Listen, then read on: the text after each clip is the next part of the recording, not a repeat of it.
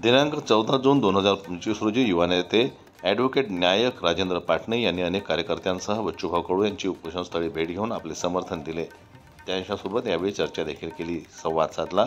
शेतकऱ्यांच्या कर्जमाफीसह विविध मागण्यांसाठी प्रहार संघटनेचे अध्यक्ष माजी मंत्री बच्चूभाऊ कडू यांनी गुरुकुंज मोझरी येथे अन्नत्याग आंदोलन सुरू केलं होतं. भाजप सत्तारूढ पक्षानं कर्जमाफीचं आश्वासन निवडणुकीत दिलं, त्याचा विसर सरकारला पडला. राज्यातील शेतकरी प्रचंड अडचणीत सापडला. त्याचे शेतमालास पाहिजे तसा भाव न मिळाल्यानं शेतकरी पुन्हा अडचणीत आला. असे असताना सुद्धा शेतकऱ्यास त्याच्या न्याय मागण्या मान्य करण्यासाठी आंदोलन करावं लागत आहे. शेतकऱ्यांच्या प्रश्नांप्रती सरकार संवेदनशील नसल्याचा शेतकऱ्यांना, शेतकरी नेत्यांना आंदोलन करावे लागत आहे, असा सूर जनतेत उमटला असून बच्चूभाऊ कडू यांच्या आंदोलनास शेतकऱ्यांनी प्रतिसाद देण्यास सुरुवात केली आणि या आंदोलनाच्या प्रतिक्रिया शेतकऱ्यांकडून उमटायला सुरुवात झाली.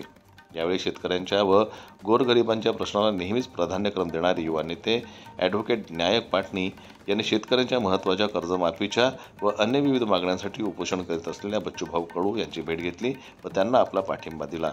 ॲडव्होकेट मान्य श्री याज्ञजी पाटणे, ठाकूरसिंग चौहान, श्रीधर पाटील कानकिरड, तांडा सुधार अध्यक्ष प्रकाश राठोड, माजी जिल्हा परिषद अध्यक्षा ज्योतिताई गणेश पुढे, ललितजी चांडक, विजय अनंतकुमार पाटील, निळकंठ पाटील, अनिल नाईक, उपसरपंच मनोज कानकिरड, राजूभाऊ अवताडे, नितीन गाडगे, अजय भाऊ राऊत इत्यादी मान्यवर यावेळी उपस्थित होते.